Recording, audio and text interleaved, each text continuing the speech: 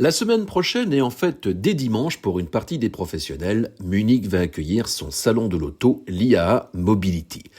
L'événement a lieu tous les 2 ans et propose un mix entre le salon classique et un show en plein centre-ville.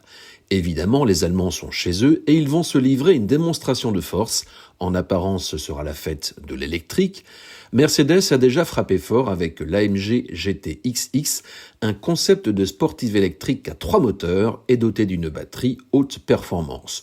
Ce bolide de 1360 chevaux file à 300 km/h et s'est offert pas moins de 25 records, dont une distance de 5479 km en 24 heures. La technologie est prête pour la série et Mercedes anticipe sur la recharge ultra rapide avec 400 km récupérés en 5 minutes, à condition de trouver un chargeur de 850 kW. BMW n'est pas en reste avec l'iX3. Ce SUV est le premier modèle de la nouvelle plateforme Neue Klasse dédiée à l'électrique. Une autonomie de 800 km, une architecture basée sur du logiciel et des super cerveaux électroniques, et le premier pare-brise à affichage panoramique, telles sont les caractéristiques de ce véhicule. Pour sa part, Audi présente un concept préfigurant le futur Roadster TT en version électrique. Bien sûr, Volkswagen va participer aussi à la fête et il en profitera pour dévoiler son futur modèle d'entrée de gamme, l'ID Polo, une citadine à 25 000 € qui se déclinera aussi chez Cupra et Skoda. Mais malgré toutes les annonces prévues sur l'électrique, et il y en a beaucoup, c'est bien l'hybridation qui va marquer aussi ce salon. Le même Volkswagen va d'ailleurs prendre la parole sur le thème de la motorisation hybride et des prolongateurs d'autonomie. Même chose pour Renault.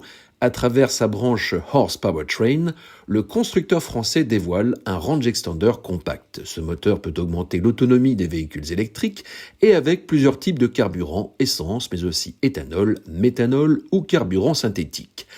Cette approche reflète ce que font les Chinois chez eux. On nous vante régulièrement la percée de l'électrique dans l'empire du milieu, mais là-bas, on parle plutôt de New Energy Vehicles, une famille qui associe l'hybride et les prolongateurs d'autonomie. Le comble d'ailleurs, c'est que le géant BYD, celui qui a déjà dépassé Tesla, vient à Munich non pas avec de l'électrique, mais avec un modèle hybride rechargeable. Et en ce moment, les Chinois nous envoient en Europe des modèles qui sont plutôt hybrides. Il faut aussi préciser que le moteur à combustion sera encore visible cette année à Munich.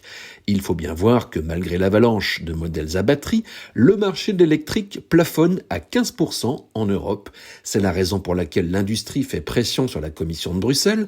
Des messages ont été passés par les patrons de Mercedes et BMW, et alors qu'un dialogue stratégique est prévu à Bruxelles le 12 septembre, en plein cœur de la semaine du salon de Munich, les constructeurs espèrent que l'Europe acceptera de s'ouvrir à d'autres technologies en prévision de 2035 comme l'hybride, les carburants de synthèse ou encore l'hydrogène.